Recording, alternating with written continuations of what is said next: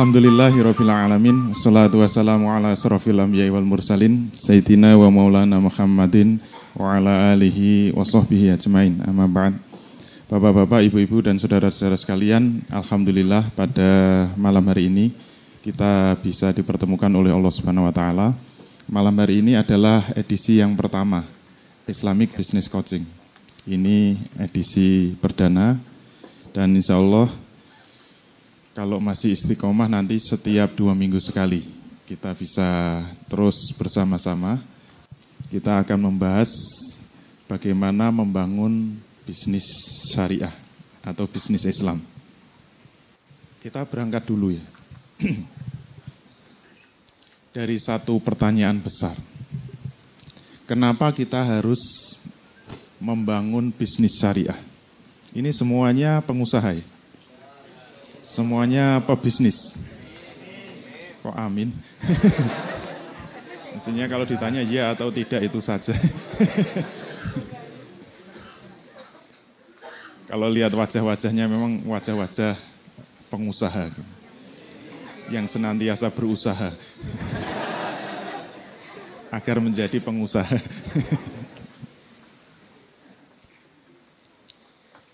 Kalau memang ini semua yang hadir adalah pelaku bisnis, pengusaha, kita menyelenggarakan forum ini memang berangkat dari satu keprihatinan besar. Ini yang menjadi, yang mungkin melatar belakangi kita perlu mengadakan acara ini. Ada sabda dari Rasul yang artinya kurang lebih, sungguh akan datang kepada manusia satu masa di mana tidak tersisa seorang pun dari mereka kecuali mereka semua memakan riba. Dan barang siapa yang tidak memakannya pasti akan terkena debu-debunya. Saya pernah ngisi di Kalimantan, pesertanya tidak segini. Insya Allah 2 kali dari peserta ini, jadi sekitar 500. Kemudian saya tantang. Mohon maaf Bapak Ibu, tolong tunjuk jari. Siapa di antara Bapak Ibu sekalian yang belum pernah makan riba? Tolong tunjuk jari. Tidak ada yang tunjuk jari. Saya ulangi sekali lagi. Bapak Ibu sekalian, ini jumlahnya sekitar 500. Ini di Kalimantan ya, enggak di sini. Di sini enggak ada yang tunjuk jari. Saya ulangi sekali lagi Bapak Ibu sekalian, siapa di antara Bapak Ibu sekalian yang belum pernah berhubungan dengan riba? Enggak ada yang tunjuk jari. Saya turunkan sedikit. Bapak Ibu sekalian, siapa yang belum pernah bersenggolan dengan riba? Tidak ada yang tunjuk jari. Artinya apa? Boleh dikatakan hampir semua yang hadir di Kalimantan itu pernah berhubungan dengan riba. Nah, kemudian saya katakan jangan-jangan sekarang kita ini hidup di masa seperti yang disebut oleh Rasul. Akan datang satu masa di mana umat Islam atau umat manusia itu semua terkena riba. Tidak ada yang tidak. Kalau di Jogja juga saya pernah. Malah dalam kesempatan saya ngisi ceramah tarawih di Masjid UGM. Mungkin ada yang pernah ketemu ketika saya ngisi. Walaupun cuma 15 menit, karena ceramah tarawih kan hanya 15 menit. Saya tantang juga di Masjid UGM. Bapak Ibu sekalian, kalau mungkin yang sholat tarawih di UGM kan sekitar 1.000 orang. Siapa Bapak Ibu sekalian yang belum pernah makan riba? Tolong tunjuk jari. Ternyata Jogja juga sama. Sekarang yang hadir di sini. Berani menerima tantangan. Siapa yang bersih, belum pernah berhubungan dengan riba, tolong tunjuk jari. Alhamdulillah sama juga.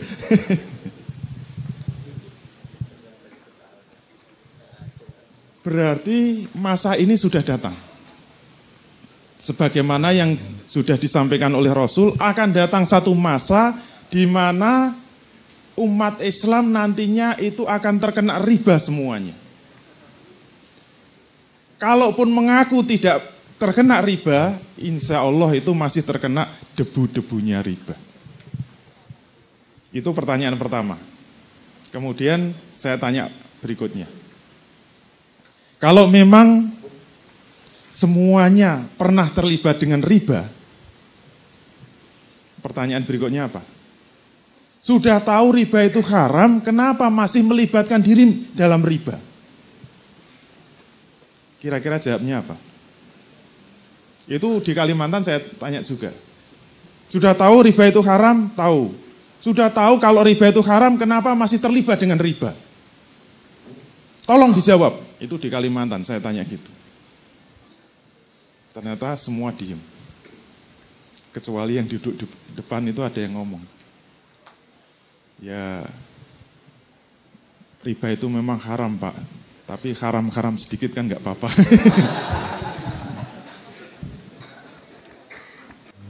Padahal kalau kita lanjutkan hadis kedua, Nabi bersabda yang kurang lebih maknanya, apabila perbuatan zina dan riba telah merajalela di suatu negeri, berarti penduduknya telah mengizinkan, istilahnya orang Jawa, monggo silahkan, ya Allah, silahkan. Ini penduduknya sudah mempersilahkan kepada Allah Subhanahu wa Ta'ala untuk mengazab dirinya. Ya Allah, silahkan turunkan azab kepada kami. Itu Nabi mengatakan seperti itu. Ukurannya apa? 2. Kalau zina sudah merajalela, kira-kira kita bisa ngitung enggak? Di Indonesia saja, perzinaan itu terjadi berapa jam sekali? Ada yang pernah melakukan survei? Terus caranya nyurvei piye? Tapi sebenarnya bisa dengan pendekatan. Kalau ada yang polisi, insya Allah punya data. Data kepolisian itu menunjukkan pemerkosaan itu ada datanya. Ternyata pemerkosaan di Indonesia itu kira-kira tiap 6 jam sekali. Berarti sehari ada wanita diperkosa itu 4 dalam sehari. Itu berarti yang dipaksa, yang diperkosa. Itu aja kata polisi, dari 4 yang diperkosa itu hanya 25% yang berani melapor. Berarti yang 75% tidak berani melapor. Berarti kan yang diperkosa bisa lebih banyak lagi. Itu yang diperkosa. Terus yang suka sama suka berapa detik sekali. Itu fenomena. Misalnya, sekarang kita di mana? Di sebuah hotel. Misalnya kamar-kamar hotel itu mau cerita, kita dengerin saja. Kira-kira yang tidur tadi malam tuh ngelakoni apa saja gitu. Wah itu meriah itu insya Allah.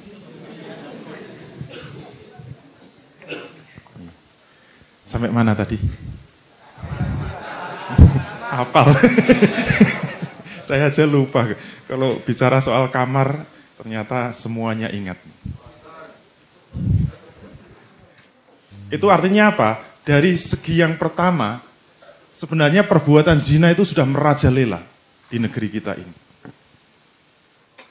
Ternyata tidak hanya yang sembunyi-sembunyi. Kemarin itu yang vulgar itu juga nampak betul. Ketika Gang Doli itu mau ditutup itu. Ternyata saya kira kalau yang namanya Gang Doli ditutup itu pendukungnya banyak gitu. Ternyata mereka yang membela Gang Doli itu nggak malu-malu lagi, mereka siap pasang dada. Kita siap mati untuk membela Gang Doli gitu. Coba bayangin. Itu kan berarti sudah dia menyediakan diri untuk menantang kepada Allah Subhanahu wa Ta'ala. Bahkan mereka mengatakan, aku rapopo. Sudahlah, biarkan kami praktek di sini. Yang penting apa? Jangan ditutup Gang Doli. Aku rapopo. Memangnya neraka itu adem apa? Jadi sudah seakan-akan sudah tidak ada iman sama sekali. Itu dari segi perzinaan. Kemudian dari segi riba. Ternyata faktanya begitu. Terus terang saya mengisi acara semacam ini itu sudah kemana-mana. Dari Maroko sampai Maroke. Itu ternyata hampir sama kesimpulannya.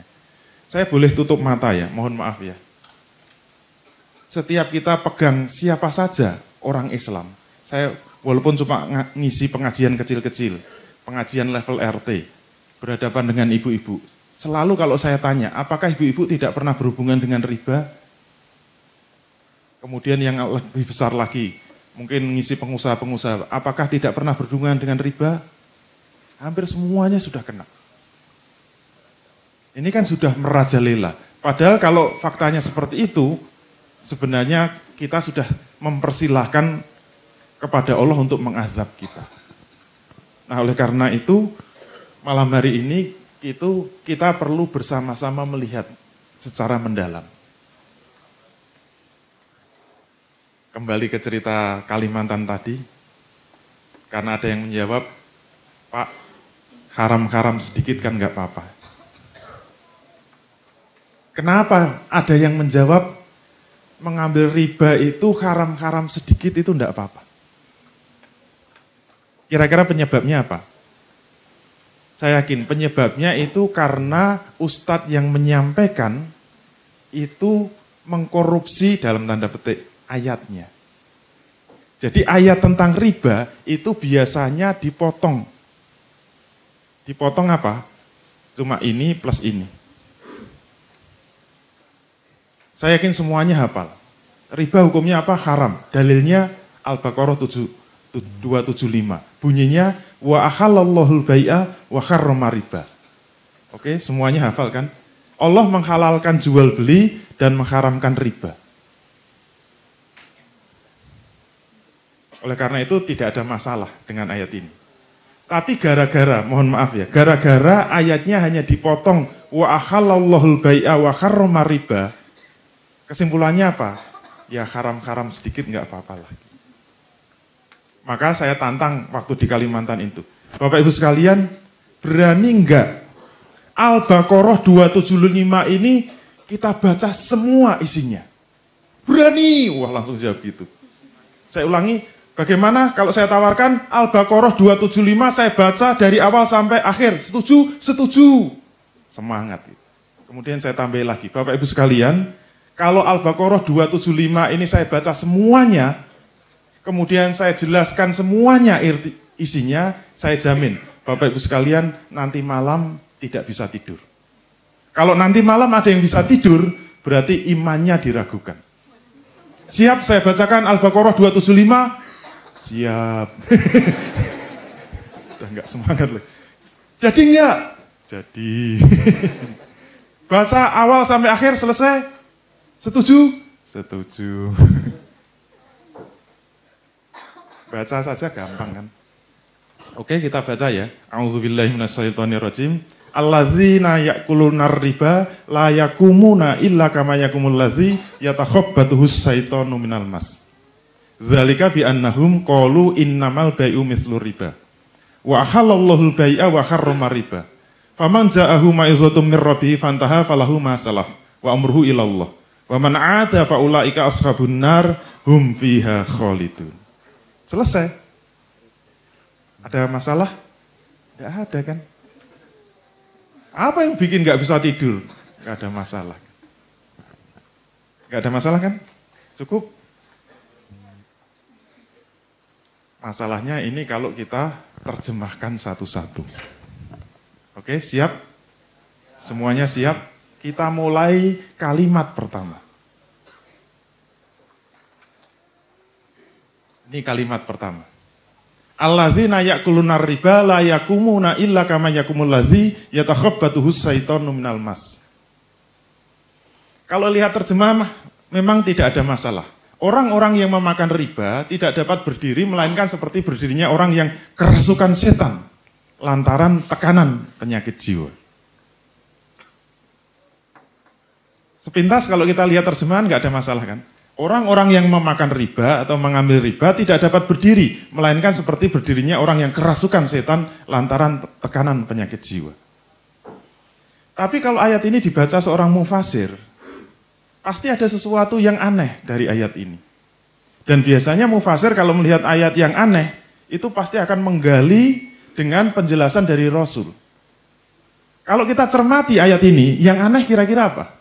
Yang aneh itu ternyata kalimat ini, la yakumuna. Di mata seorang mufasir ini aneh. Kenapa ayat ini ada la yakumuna?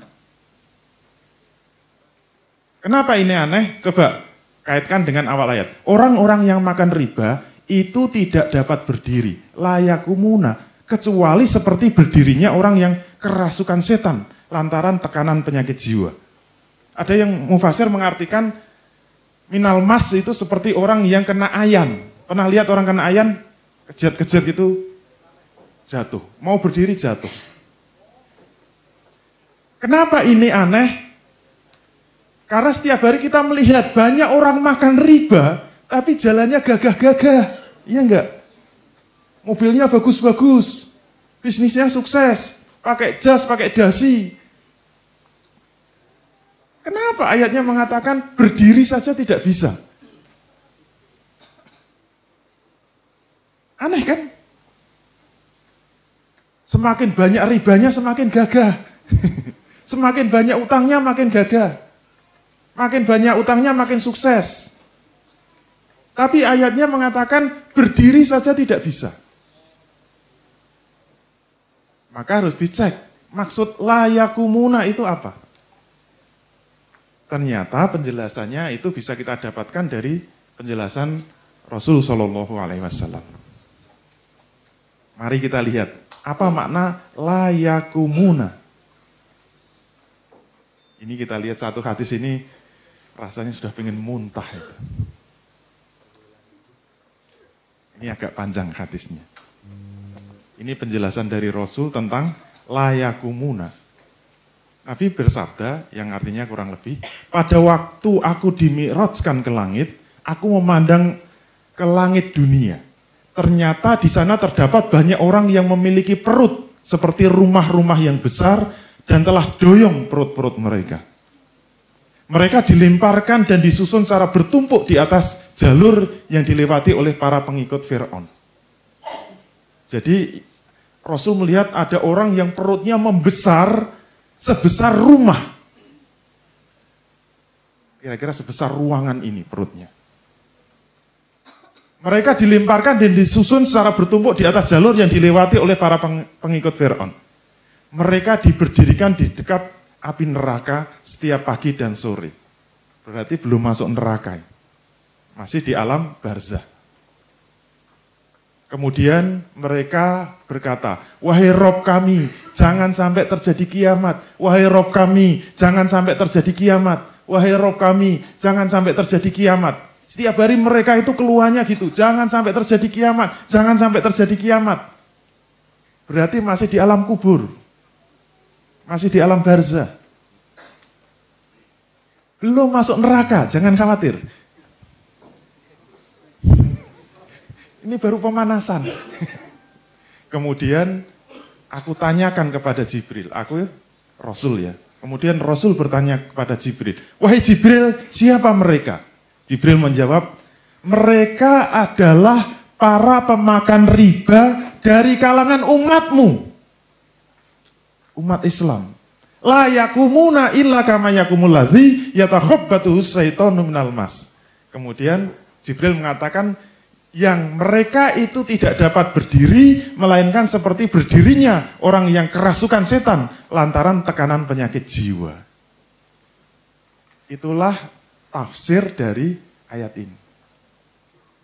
Namanya tafsir bil ma'thur kan, dari penjelasan Rasul.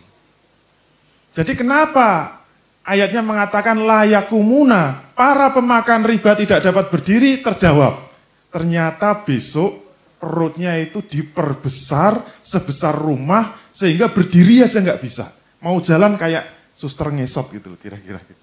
Nggak bisa berdiri. Terus pengen tahu isinya? Isi perutnya kira-kira apa? Ada hadisnya. Ini isi perutnya kalau pengen tahu. Pada waktu aku diisrokan, tatkala kami telah sampai ke langit ketujuh, aku melihat ke arah atasku. Ternyata aku menyaksikan kilat, petir, dan badai. Lalu aku mendatangi sekelompok orang yang memiliki perut seperti rumah. di dalamnya banyak terdapat ular berbisa yang dapat terlihat dengan jelas dari luar perut mereka.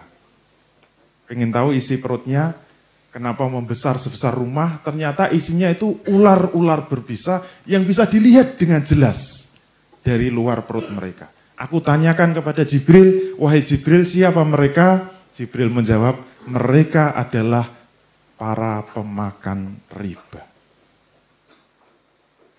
Ini baru awal ayat ya, untuk pemanasan. Waktu saya sampaikan ini di Kalimantan, saya melihat wajah ibu-ibu sudah mulai propet. Sudah mulai pada nangis. Bapaknya saya lihat masih peringas-peringis.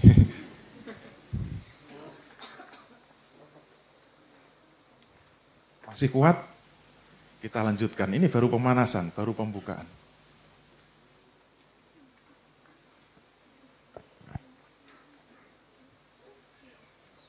Kalau masih mengatakan bahwa riba itu dosa-dosa sedikit nggak apa-apa, kita tambahi dengan penjelasan dari Rasul. Apa kata Rasul? Yang artinya kurang lebih, 1 dirham yang didapatkan seseorang melalui riba. 1 dirham sekarang berapa? 70.000. 1 dirham yang diperoleh seseorang melalui riba, itu lebih besar tingkat dosanya di sisi Allah daripada 36 kali perbuatan zina yang dilakukan oleh seseorang. Sedang riba yang paling parah adalah riba yang berasal dari harta seorang muslim. Pernah berzina? Insya Allah nggak pernah. Pernah makan riba? Sering. 1 dirham saja, kira-kira 70.000. Itu dosanya lebih berat dari 36 kali berzina. Ini kalau saya ngomong di depan mahasiswa langsung ada yang nyelentuk. Mending berzina ya Pak.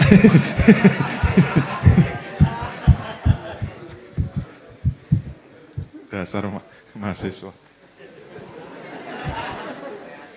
Terlalu kreatif. Maksudnya apa? Zina itu dosa besar. Zina itu termasuk dosa besar yang nanti akan dibalas dengan siksa yang sangat berat. Tetapi dibanding riba, 1 dirham saja, kata Rasul, kalau dia tahu bahwa itu riba kok dimakan, itu dosanya lebih berat dari 36 kali berzina. Masih belum bergeming, tambahi lagi ya. Hadis yang sejenis. 1 dirham dari hasil riba yang dimakan oleh seseorang yang mengetahuinya, itu lebih berat ketimbang 36 kali perzinaan. Masih sama. Masih belum menakutkan, tambahi lagi. Siapa saja yang memakan 1 dirham dari hasil riba, dirinya sama dengan 30, kalau ini 33 ya. Dirinya sama dengan 33 kali berbuat zina. Dan siapa saja yang dagingnya tumbuh dari harta yang haram, termasuk harta riba, maka neraka itu lebih pantas untukmu. Gak usahlah bermimpi masuk surga. Kalau dagingnya itu tumbuh harta yang haram, dagingnya tumbuh banyak dari harta riba. Nah, hadis yang lebih kencang lagi, ini yang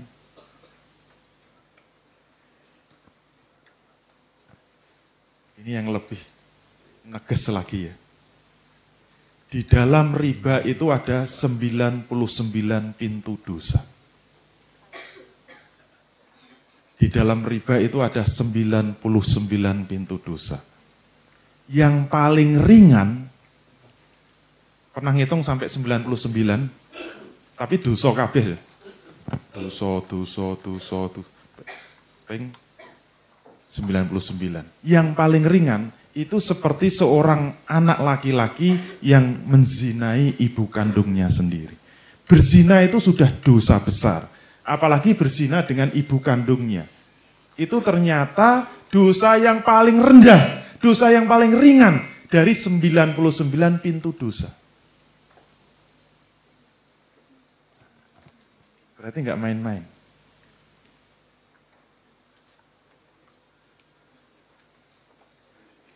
Oleh karena itu, sekarang mari kita lihat. Kenapa sih? Ini kalimat kedua. Kenapa sih orang Islam kok tetap nekat saja gitu? Sudah tahu riba itu haram. Ternyata penyebabnya dijawab oleh Allah Subhanahu wa taala. Kenapa bisa terjadi? Ini yang ngomong mesti pengusaha. Kalau mahasiswa belum kelasnya. Saya pernah membuat satu jurnal, itu khusus hanya satu kalimat ini. Ini menjadi satu jurnal penelitian. Penyebabnya apa? Zalika bi annahum qalu innamal bai'u mislu riba. Kenapa orang Islam sekarang suka makan riba, sering makan riba, mudah terlibat dengan riba? Penyebabnya apa? Zalika bi annahum qalu innamal bai'u mislu riba. Hal itu disebabkan karena mereka mengatakan bahwa jual beli sama dengan riba. Kalau kita kembalikan pada teori ekonomi, siapa ekonom yang mengatakan jual beli itu berbeda dengan riba? Insya Allah nggak ada. Kalau pengusaha ditanya, insya Allah jawabannya juga sama. Contoh sederhana saja. Misalnya kita punya uang 10 juta. Mau digunakan untuk apa 10 juta? Beli sepeda motor second. Second sekarang 10 juta ya, masih bagus. Untuk apa? Beli sepeda motor second untuk kita jual. Harganya berapa? Misalnya 10 juta 500 ribu. Modalnya berapa? 10 juta. Kemudian untungnya berapa? 500 ribu. Oke? Terus apa bedanya? Kita punya uang 10 juta. Kita pinjamkan 10 juta. Mau nggak? Mau. Tapi nanti baliknya 10 juta 500 ribu. Modalnya berapa? 10 juta. Untungnya berapa? 500 ribu. Bedanya apa? Seorang bisnismen, pebisnis sejati akan mengatakan itu sama. Modalnya sama-sama 10 juta, untungnya sama-sama 500 ribu. Terus ada masalah apa? Ada masalah buat loh. Nggak ada masalah kan? Kesimpulannya apa? Sama. Kalau orang ekonomi diperinci lagi kan, pasar kan dibagi 4 kan. Itu insya Allah pertemuan berikutnya kita lihat. Pasar itu ada pasar barang, kemudian ada pasar faktor produksi dibagi 3. Ada pasar lahan, pasar tenaga kerja, kemudian ada pasar modal atau pasar keuangan. Kalau kita pecah jadi 4, ini nanti hasilnya tetap sama. Yang disebut pasar barang itu apa?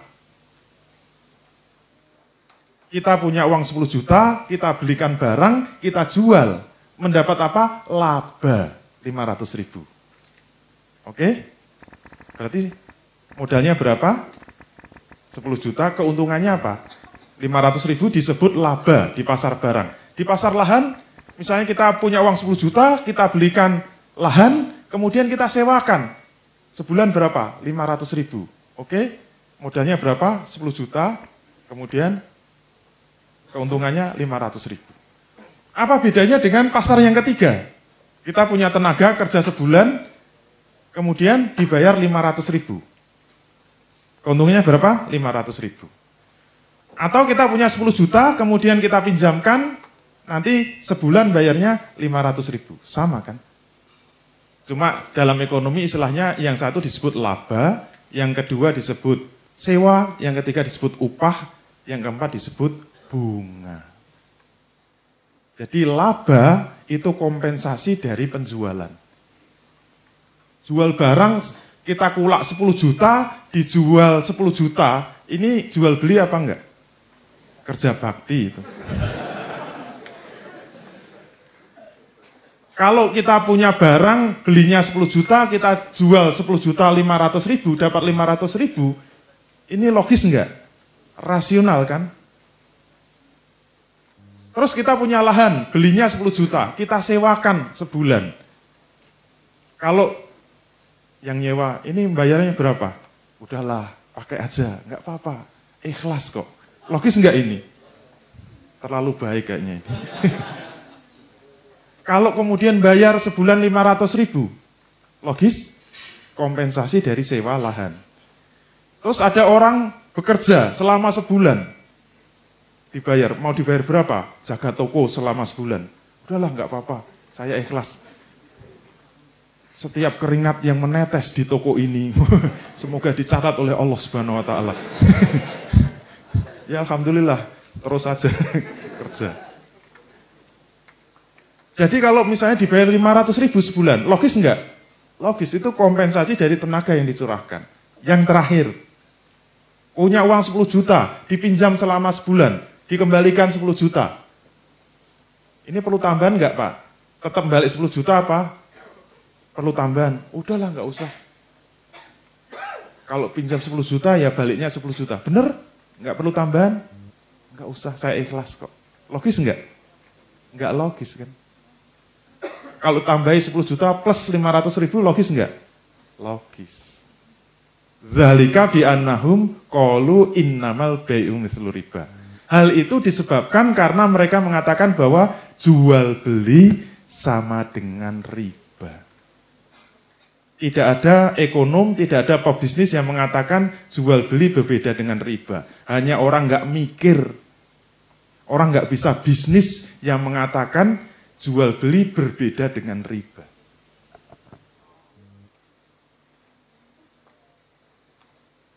Enak dipinjami modal 1 miliar, dipinjam selama setahun, baliknya 1 miliar. Kerja bakti apa? Saya cari 1 miliar sampai jungkir balik, dipinjam setahun, saya tidak bisa menikmati apa-apa, baliknya cuma 1 miliar. Ini bisnis macam apa ini? Saya ngajari sopo. Satu-satunya teori yang mengatakan bahwa jual beli berbeda dengan riba itu hanya Quran.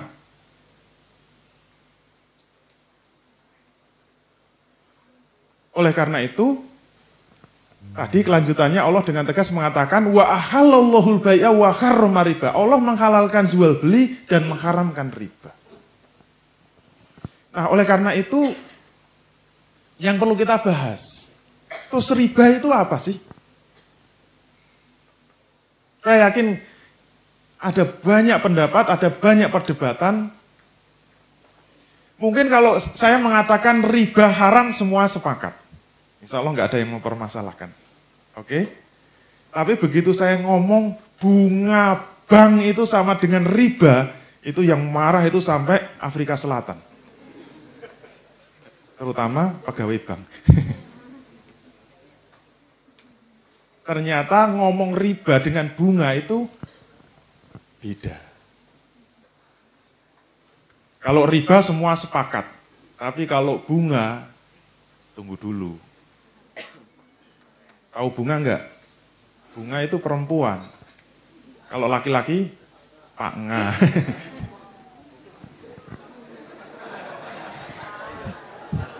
Telat ya. Jangan terlalu serius lah gitu. Kayak pengusaha aja.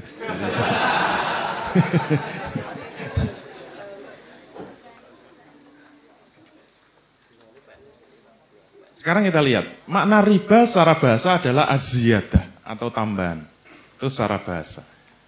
Secara istilah atau secara syar'i, makna riba adalah setiap tambahan atau keuntungan yang diambil terhadap suatu pinjaman sebagai imbalan karena masa menunggu.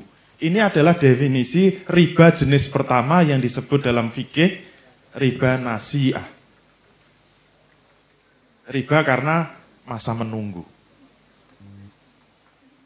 Berarti yang disebut riba secara syar'i itu apa? Imbalan yang diberikan karena pinjaman sebagai kompensasi dari masa menunggu.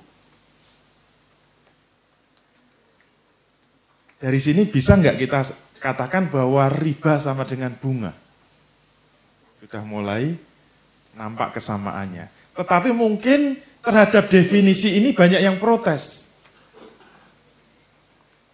Siapa yang ngomong riba itu definisinya seperti itu? Dasarnya apa, dalilnya mana? Nah, yang penting bukan definisinya dulu. Sekarang kita lihat proses penarikan definisi. Kalau disebut definisi syar'i, itu harus digali dari dalil-dalil syar'i. Oleh karena itu, bagi yang tidak setuju, marilah kita lihat dalil-dalil yang menjadi landasan penggalian definisi ini.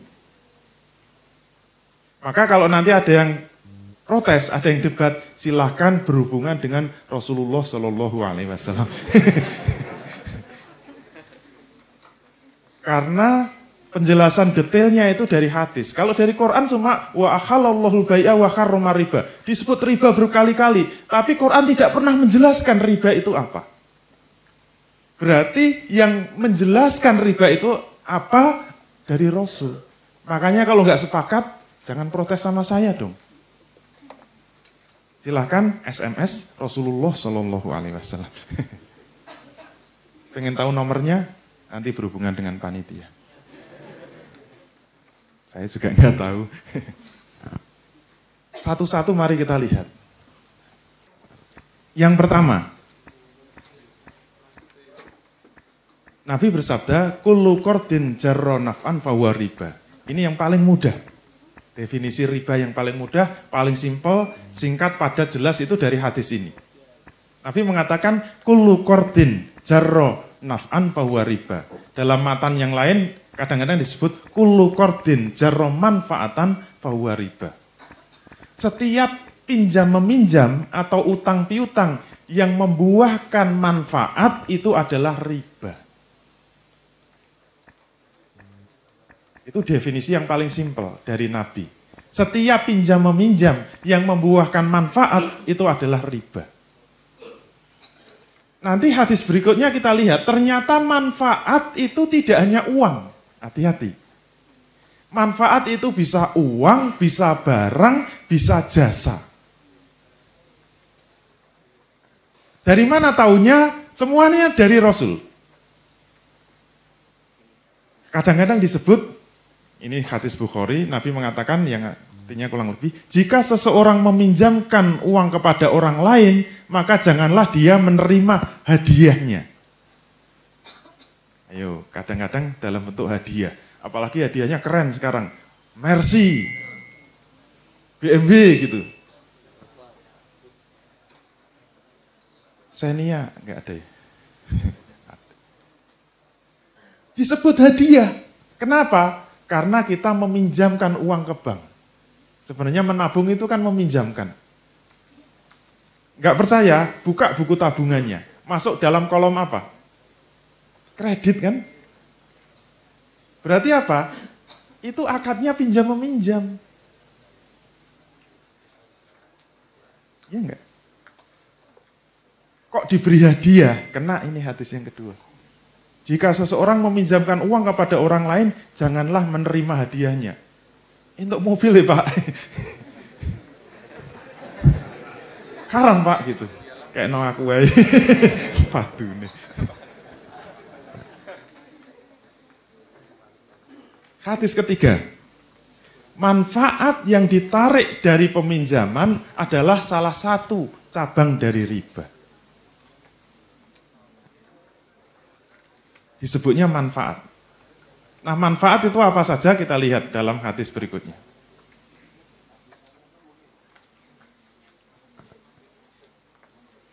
Abu Burdah bin Abi Musa, aku datang ke Madinah, bertemu dengan Abdullah bin Salam.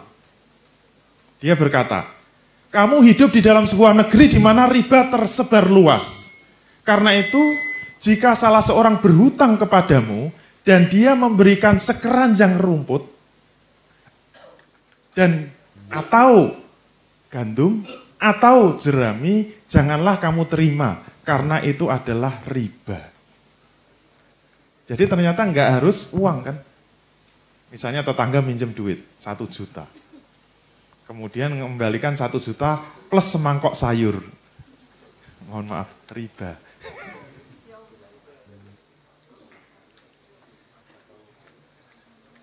Atau kalau disebut sini kan sekeranjang rumput, atau mungkin semangkok sayur, atau mungkin sekeranjang buah-buahan. janganlah kamu terima, karena itu adalah riba. Mohon maaf Bu, 1 jutanya aja kita ambil, mangkoknya kita kembalikan, sayurnya udah dimakan. Podo. Kembalikan semua isinya, karena itu adalah riba. Dari sini kita ngerti, yang disebut manfaat tidak hanya uang, bisa barang, bisa jasa. Terus kalau masih protes, tambahi lagi. Dari Anas bin Malik, Rasulullah SAW bersabda, jika seseorang dari kamu memberi pinjaman, dan peminjam menawarkan kepadanya makanan, janganlah kamu menerimanya. Dan jika peminjam menawarkan tunggangan, janganlah kamu menerimanya. Kecuali yang sudah terbiasa saling menukar yang demikian. Ini ada satu tambahan, yaitu apa? Jasa. Misalnya malam hari ini ada yang pinjam saya. Mas Pak, dompet saya hilang, saya mau pulang. Nggak punya duit, saya pinjam 1 juta. Oke, saya pinjami 1 juta. Kebetulan saya tadi nggak bawa motor. Nanti kalau mau pulang saya bonceng ya. Silahkan. Nah, kalau yang pinjam tadi nawari saya boncengan, itu riba. Kenapa? Karena habis minjem saya gitu loh.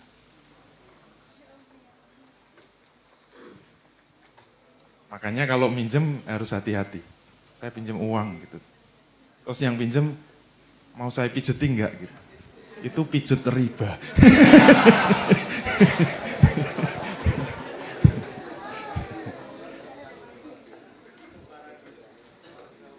Tapi jangan khawatir. Ada kecualinya. Alhamdulillah ada kecualinya. Kecualinya apa? Kecuali apabila sudah terbiasa saling menukar yang demikian. Contoh yang sudah terbiasa apa? Kalau bertetangga sudah biasa saling memberi semangkok sayur, sudah biasa saling memboncengkan, sudah biasa saling tolong menolong, kok kemudian utang ditambahi semangkok sayur, itu bukan riba. Syaratnya apa? Sudah biasa saling memberi. Dengan teman dekat, sudah biasa boncengan, biasa saling memberi uang, saling memberi roti, saling memberi buah. Kalau utang ditambahi buah, itu boleh. Kenapa? Sudah terbiasa. Tetapi tidak mungkin itu terjadi dengan lembaga keuangan. Biasanya opo? Teko-teko ngomong jaluk utangan kok. Itu tidak mungkin terjadi dengan lembaga keuangan. Nah, karena itu jangan khawatir. Berarti yang disebut riba itu apa? Setiap tambahan karena akad utang piutang. Sedikit, banyak, dalam bentuk uang, dalam bentuk barang, maupun dalam bentuk jasa. Itu semua disebut riba. Oleh karena itu, dengan tegas Allah menyatakan, tadi saya katakan, satu-satunya yang berpendapat bahwa jual beli tidak sama dengan riba, mungkin tinggal ayat Quran. Tidak ada teori ekonomi yang mengatakan berbeda. Semua mengatakan sama. Ayat ini secara tidak langsung mengatakan wa ahallallahu al-bai'a wa harrama riba. Allah telah menghalalkan jual beli dan mengharamkan riba.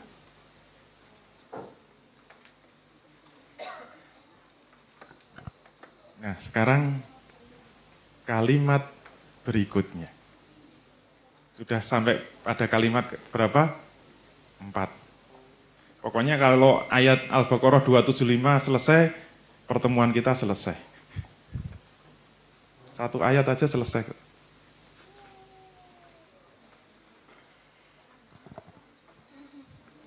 Tadi saya sampaikan di Kalimantan, siap enggak kita baca sampai selesai?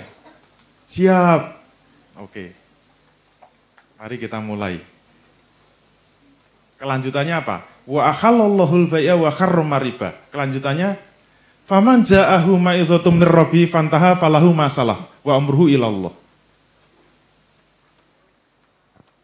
Barang siapa yang sudah tahu, sudah sampai kepadanya larangan dari Tuhannya, kemudian terus berhenti dari mengambil riba,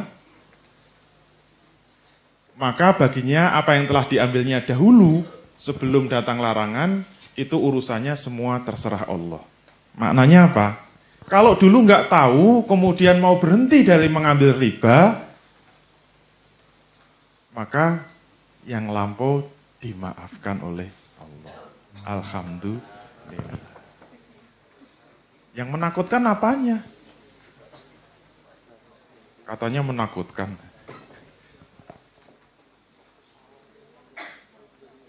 Dimaafkan. Syaratnya apa? Bertobat, berhenti dari mengambil riba. Yang sudah ya sudah, namanya juga nggak ngerti. Dimaafkan oleh Allah. Oke? Selesai? Belum. Ternyata ini masih koma. Nah, ini yang mematikan itu di sini. Ternyata yang membuat tidak bisa tidur apa? Kalimat terakhir. Paling ujung dari Al-Baqarah 275 yaitu apa? Wa man ada faulaika ashabun nar hum fiha khalidun. Kalimatnya itu cuma pendek ya. Wa man ada. Barang siapa yang mengulangi. Sebelumnya kan sudah tahu itu dilarang kemudian berhenti.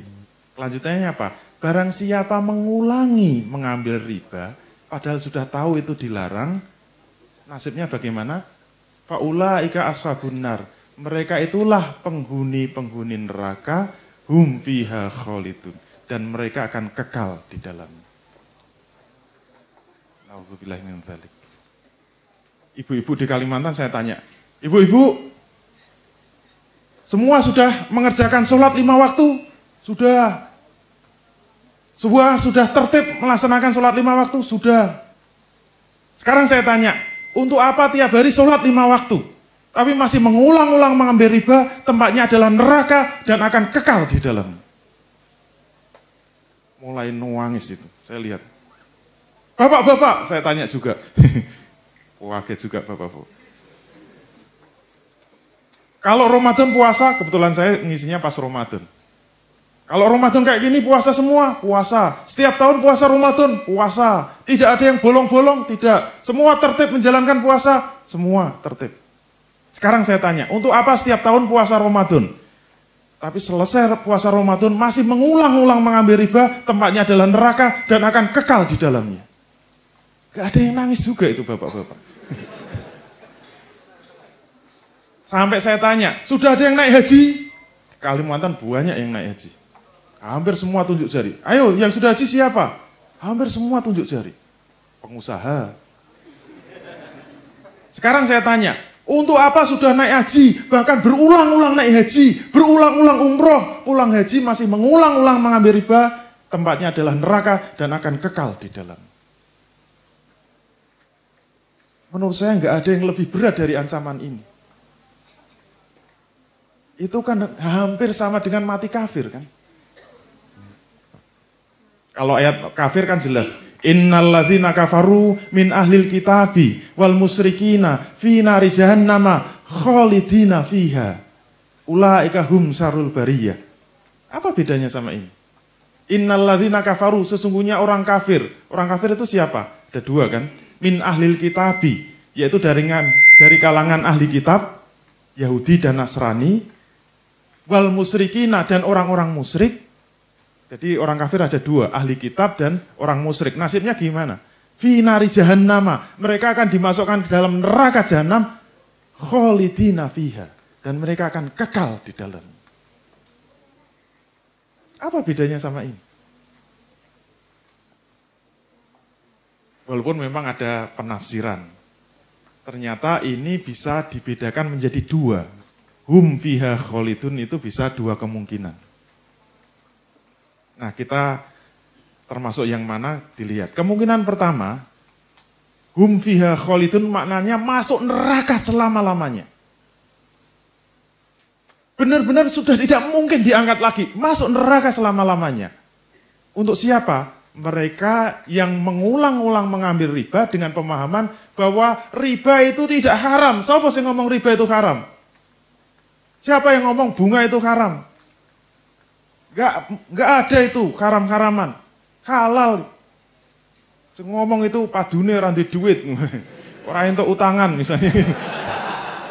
Kalau dia punya i'tiqad, punya keyakinan bahwa riba itu tidak haram atau mengatakan bunga tidak haram dengan penuh keyakinan, dalam arti apa? Menolak syariat tentang riba, itulah yang bisa jatuh kafir dan dia bisa masuk neraka selama-lamanya. Itu kemungkinan pertama. Kemungkinan kedua yaitu apa? Yang tadi ngomong, kenapa masih ngambil riba? Sudah tahu riba haram? Iya Pak, tahu. Kenapa masih ngambil riba? Kepepet. Nah itu kelompok kedua itu. Kepepet, terpaksa dan sebagainya. Jangan khawatir. Insya Allah tidak masuk neraka selama-lamanya. Maka hum fiha kholidun ini dimaknai apa? Mubalaghah. Hum fiha kholidun maknanya apa? Dia akan masuk neraka lama sekali.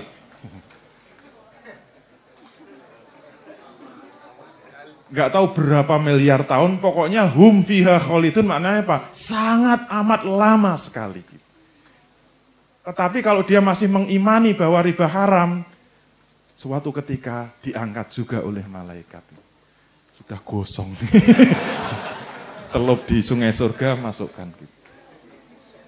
Jangan khawatir, jadi masih ada kemungkinan masuk surga. Walaupun mubalaghah lama banget. Itu mana hum fiha khalid. Tinggal dipilih yang mana. Jangan dipilih semuanya. Mungkin ada yang protes. Saya kan nggak pernah makan riba Pak. Itu yang masuk neraka kan yang makan riba. Saya cuma memberi riba.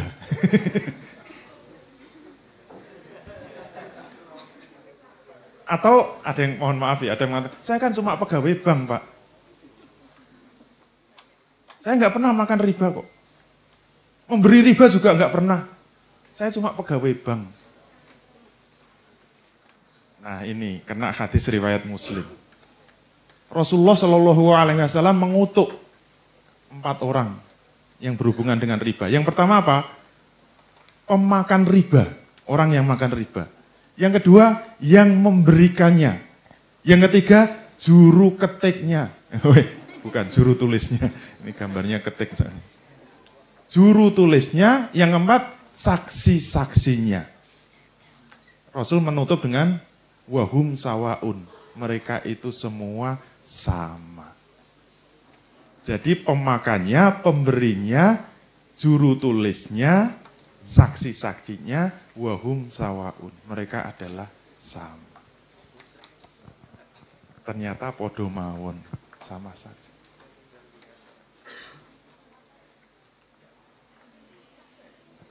Oleh karena itu, pertanyaannya, terus bagaimana caranya bertaubat? Bagi pengusaha yang sudah terlanjur bergelimangan dengan riba, bagaimana caranya bertobat? Ini ada caranya bertobat, Al-Baqarah 279. Tapi diawali dengan apa?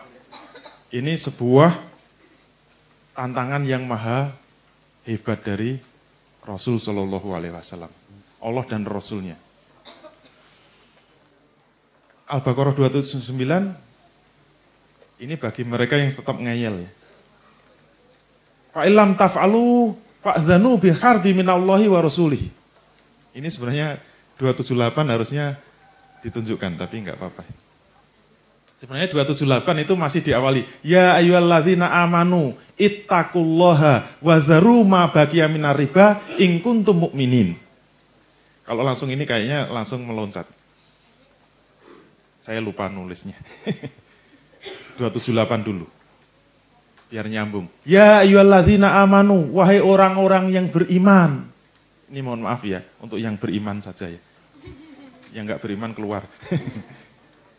Apa seruan Allah? Ittaqullaha. Bertakwalah kamu kepada Allah. Takutlah kamu kepada Allah.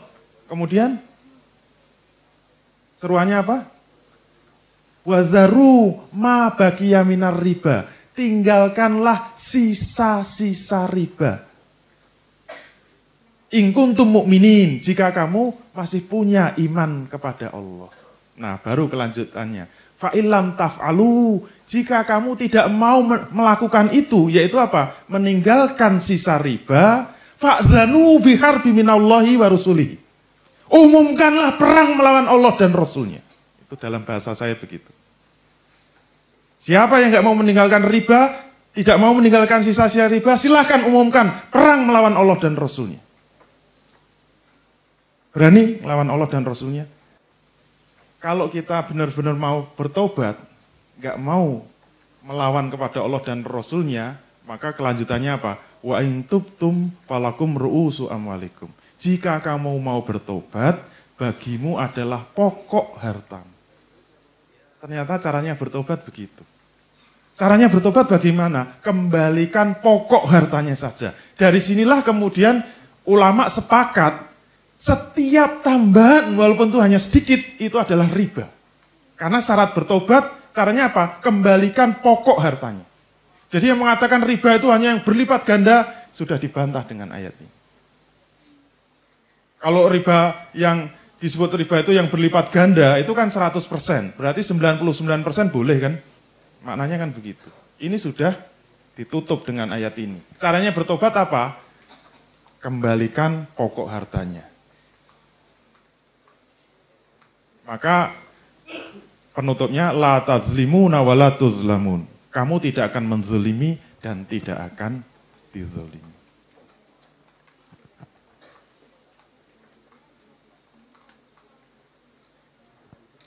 Bapak Ibu sekalian, terus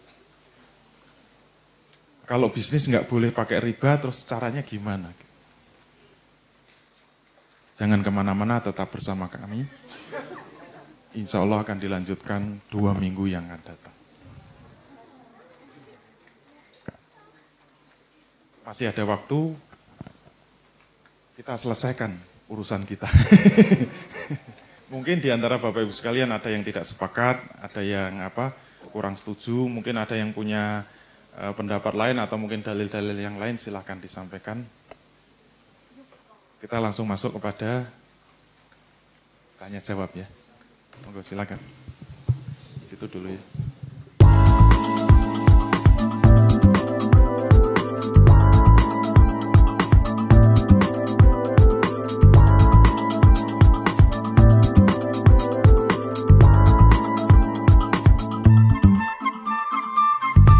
Baik, saya jawab dulu ya.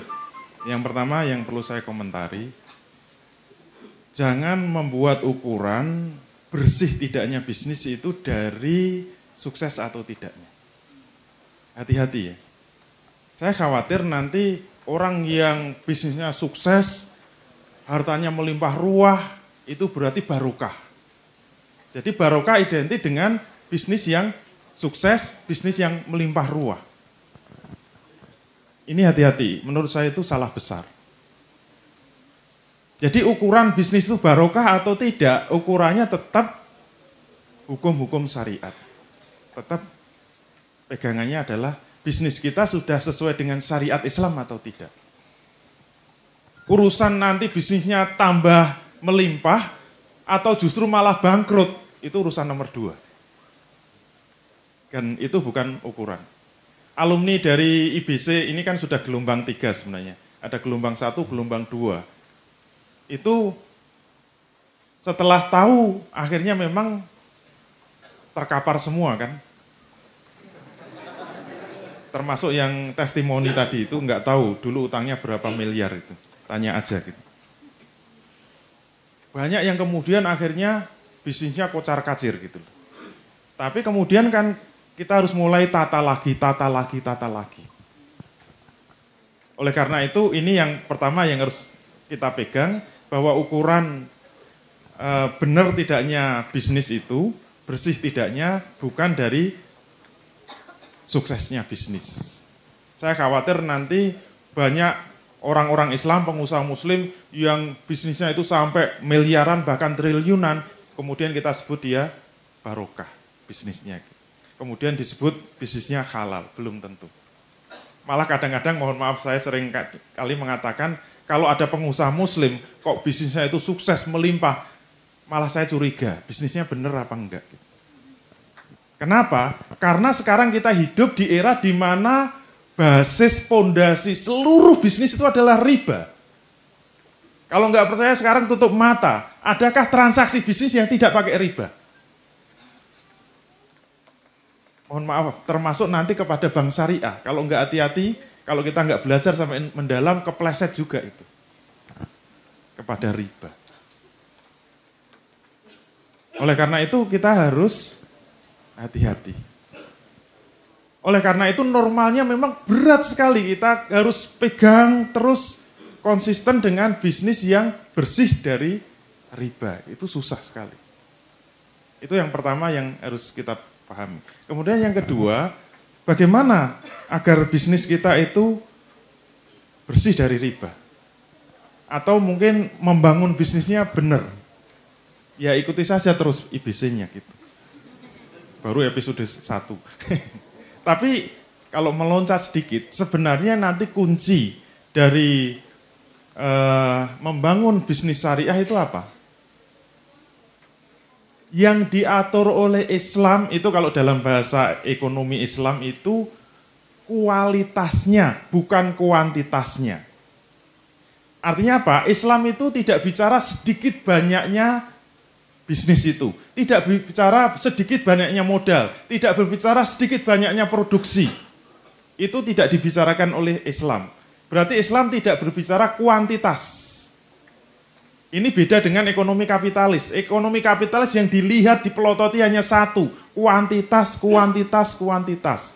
Bisnis disebut tidak bonafit, disebut gagal itu kalau tidak bisa meningkatkan produksi.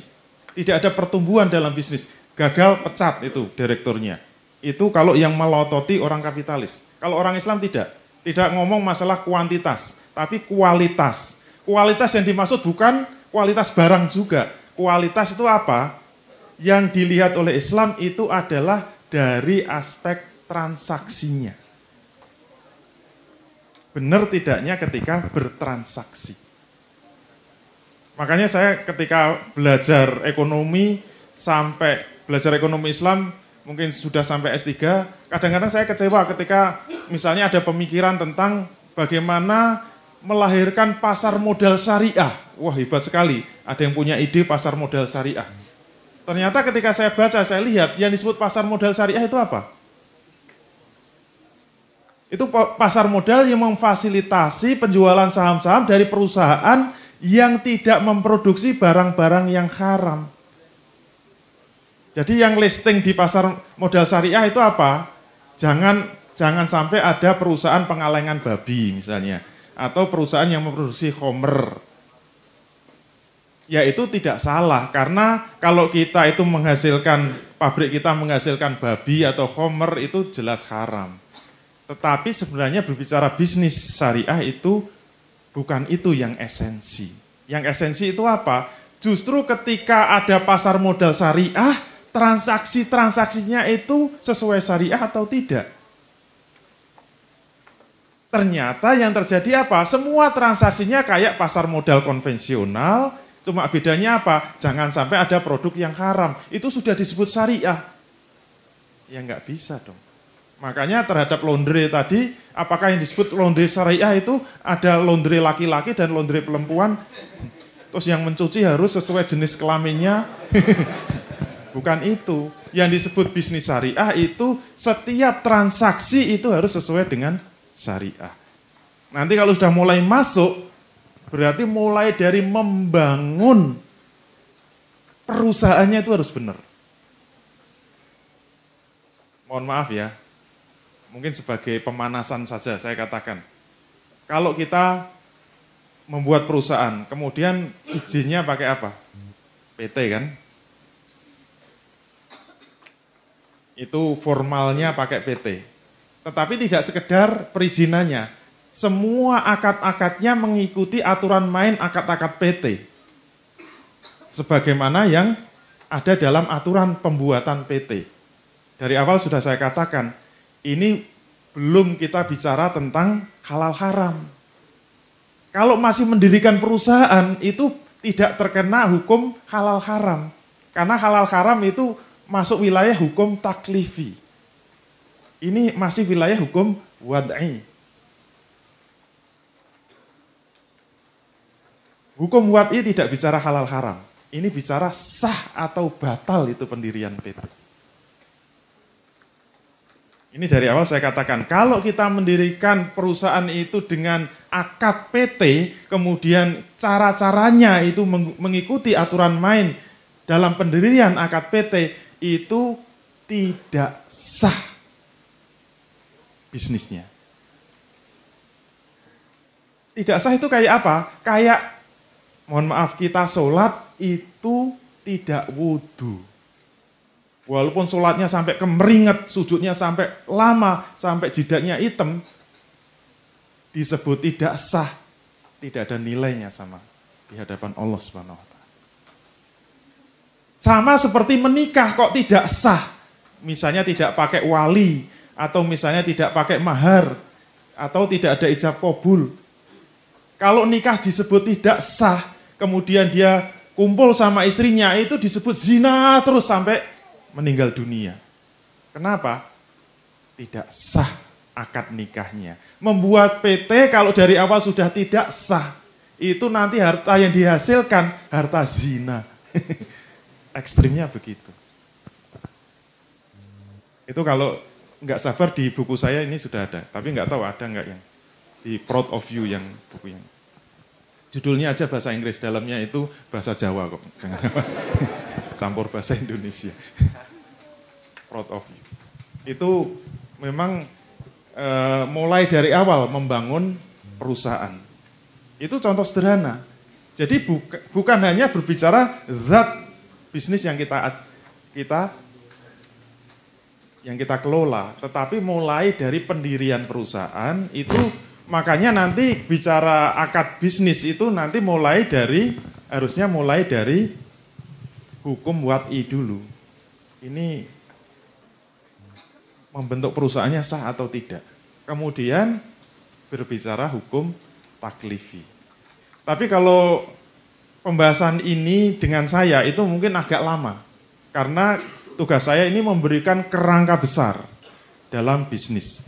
Tapi kalau ingin langsung praktis cepat, insya Allah tanggal 11. Ini sudah disediakan oleh PRS dengan apa? Fikih bisnis Islam. Nah ini yang memberikan langsung mbahnya gitu. Karena guru saya itu Kiai Haji Jitik Al-Jawi. Itu langsung praktis kepada fikih bisnis Islam. Tapi praktis-praktis. Tapi kalau runtut kerangka besarnya memang ikut yang IBC ini. Per episode demi episode. Oke begitu ya. Nah kalau sudah bicara halal haram itu baru wilayah hukum taklifi. Tapi jangan sampai hukum wad'inya nggak diperhatikan. Makanya mohon maaf, kalau sekarang ada bank syariah yang dikembangkan, itu sebenarnya fokusnya hanya hukum taklifi, tapi tidak pernah melihat hukum wad'inya. Sehingga kebanyakan bank syariah pun dasar berdirinya pakai akad PT juga. Ini kan fatal kan. Karena tidak dibahas masalahnya. Jadi kalau mau diringkes, kita harus bicara, ngerti dulu yang disebut hukum wad'i itu apa, kemudian hukum taklifi itu apa. Oke begitu ya. Terus kalau tanya, saya bisnisnya apa? Banyak. Kalau di buku saya, CV-nya ada. Gitu. Palu gada intinya. Oke, ada yang lain? Terima kasih, Anda telah menyaksikan tayangan persembahan Pengusaha Rindu Syariah. Silahkan hadiri acara-acara yang kami buat seperti Islamic Business Coaching, di mana kita dapat mempelajari kerangka berbisnis Islam, kemudian Islamic Business Sharing, di mana kita bisa belajar kepada pengusaha yang telah menerapkan bisnis syariah, Fikih Bisnis Islam, di mana kita bisa bertanya dan memecahkan permasalahan-permasalahan bisnis kontemporer, dan Muslimpreneur Power Camp, di mana kita akan termotivasi untuk menjadi pejuang syariah dalam berwirausaha. Sampai ketemu di pertemuan berikutnya. Wassalamualaikum warahmatullahi wabarakatuh.